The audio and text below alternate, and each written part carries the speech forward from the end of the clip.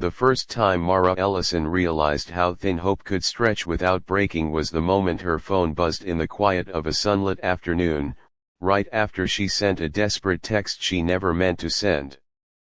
Her kitchen was warm with late daylight, the kind that made dust sparkle in the air, and her baby was crying with the weak, hoarse cry of hunger. Mara's hands were shaking as she typed, her eyes burning with exhaustion and fear, and when she hit send, she didn't notice the number wasn't saved under the name she thought it was. She only knew she had just asked a stranger for $50 for baby formula, and her heart felt like it had dropped straight through the floor. If you believe in kindness and second chances, take a moment right now to like, comment, share, and subscribe to the channel One Heart Stories, because stories like this remind us that compassion still exists in unexpected places. Mara was 26, a new mother navigating life after her husband had walked out during her pregnancy, leaving behind unpaid bills and a silence heavier than any argument. She worked mornings at a small daycare, earning just enough to cover rent on a modest apartment that smelled faintly of laundry soap and old paint. Most days were manageable, filled with routine and small victories, but that particular day felt endless. Her paycheck was still 2 days away, her last can of formula was empty, and every store within walking distance had raised prices again.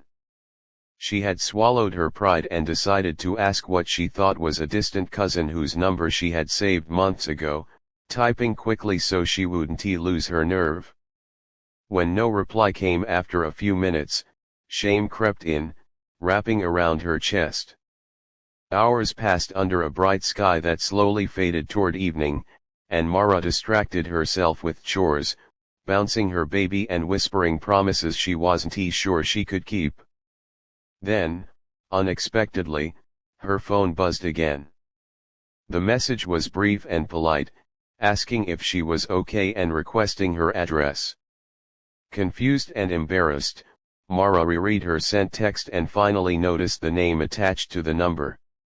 It belonged to Rowan Hale, a man whose name she recognized instantly from news articles and business headlines, a billionaire known for tech investments and philanthropic gestures that always felt distant and abstract. Panic rushed through her as she realized her mistake, and she quickly sent an apology, explaining she had the wrong number and was sorry for bothering him. What Mara didn't expect was for Rowan Hale to respond again, calmly and without judgment, saying mistakes happened and that he hoped she and her baby were safe. She tried to brush it off, assuming that would be the end of it, but something about the gentleness of his words lingered with her.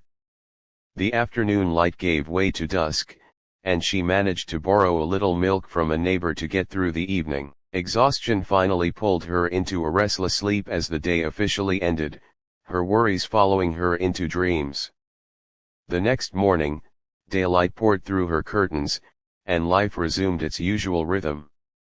Mara fed her baby, got dressed, and prepared to leave for work, telling herself the strange incident was already behind her. That was when she noticed a missed call and a message timestamped just after midnight. Rowan Hale had written again, saying he was nearby and wanted to make sure she had what she needed. Before she could even process the words, a knock echoed through her apartment door, startling her awake senses in the bright morning calm. Standing in the hallway was a man who looked nothing like the distant figure she imagined from magazines. Rowan Hale wore simple clothes, his expression serious but kind, holding a small bag from a local pharmacy. The sun streaming through the corridor windows cast soft light around him, making the moment feel surreal. Mara felt a mix of disbelief and vulnerability as she invited him in, her baby resting quietly in her arms. The bag contained formula, diapers, and a few other essentials, nothing extravagant, but to Mara it felt like someone had lifted an invisible weight off her chest. Rowan didn't stay long, and he didn't ask invasive questions or make promises that felt too big. He listened as Mara explained her situation, her words spilling out with the relief of finally being seen.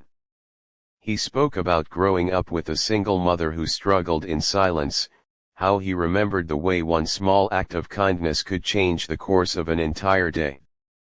The conversation was simple, grounded in shared humanity rather than wealth or status, and when he left, the apartment felt warmer somehow, brighter in the daylight.